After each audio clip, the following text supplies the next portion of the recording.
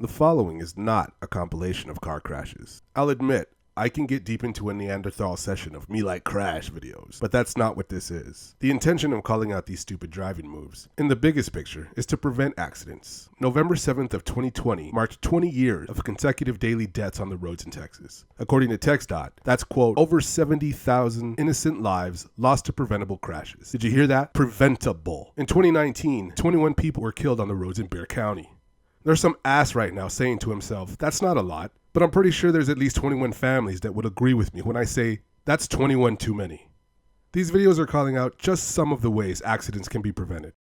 It might entertain some, and I see nothing wrong with that, but it might teach a driver what not to do on the roads. And that is what matters to me.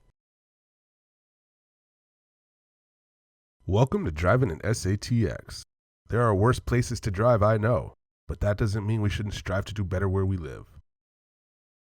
When someone drives like a child, you just know they have no business operating a potential lethal weapon. Look, we all have places to be. Unless someone in your car is dying, you have no reason to disregard speed limits, lights, signs, other cars, etc. Look at this silver neon. We don't know yet where silver neon needs to go, or if they have an emergency of some sort, but here we go. The light just turned yellow. This gives you 5 seconds to make a decision on whether you're too close to slam on the brakes and stop, or if you have enough distance to reasonably slow down and come to a stop. But what the yellow light is not for, contrary to popular belief in this town, is for speeding up. Not only did neon speed up, they proved just how horrible their judgment in distance was. The light was yellow for 5 seconds, and then turned red at this point right here. Right here the car is in the middle of the intersection, but when the light turned red, the car was back here. This is just childish and has no room on the roads where we're all vulnerable to dangers created by careless drivers. But when we move up the road, I eventually catch up to silver neon, and suddenly it doesn't seem to be driving with the same sense of urgency. So to summarize this nonsense, silver neon was a good 3 car lengths ahead of me at this point, proceeded to run the red light, I imagine in their mind to get further, faster, risking an accident and a $285 fine, to end up about half a mile down the road, just 1 car ahead of me. So basically, for no reason at all. I call this childish, but even children can do better than this.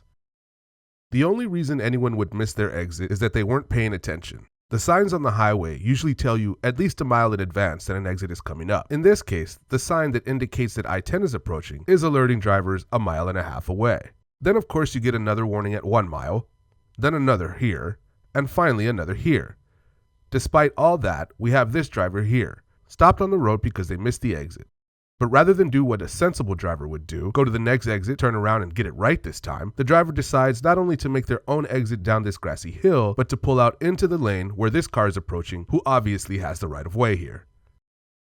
Entering the street from a parking lot, everything looks pretty normal at first, but then this vehicle starts braking in the middle of the road for no reason at all, continues driving, and then brakes again, almost coming to a complete stop this time. This is clearly a distracted driver who's probably lost or unsure of where her destination actually is. Now there's nothing wrong with being in either of those scenarios, it happens to the best of us, but when you find yourself there, do not space out like this and forget that you're on the road with other drivers who are trying to get somewhere as well. Finally, this driver realizes there's a world existing around her, and she decides to do what she should have done in the first place and stop to do whatever it is she needs to do. If you naturally tend to space out like this, maybe limit your driving to almost none or none.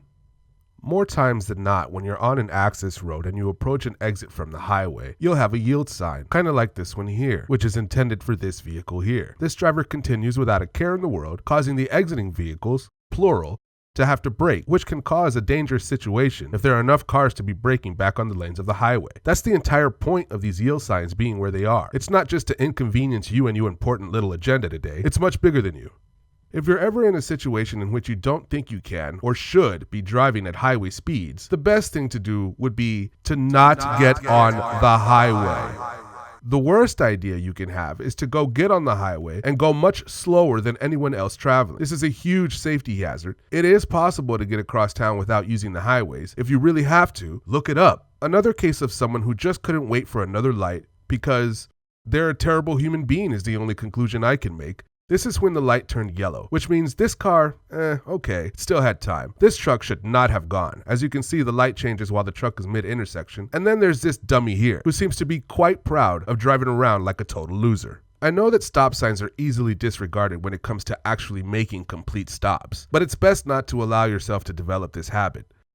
The more you do it, the more mindless you become at stop signs, simply out of habit. I see plenty of people slow to an almost stop, but this right here was just all kinds of odd.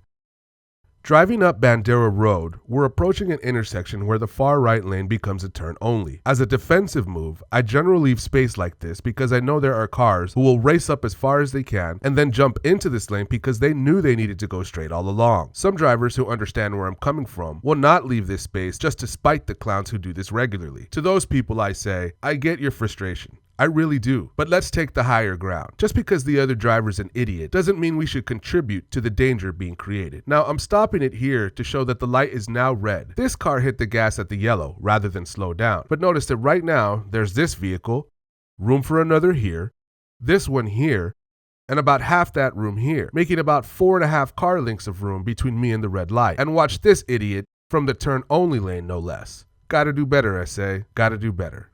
This should really go without saying, but this isn't the first time I see this. If you're standing at a corner of any street, much less a busy street like this, and you're waiting for an opportunity to cross, you should stand on the sidewalk rather than in the street. Having said that, if you're pushing a stroller, you really should not have the stroller sitting out in the street while you wait.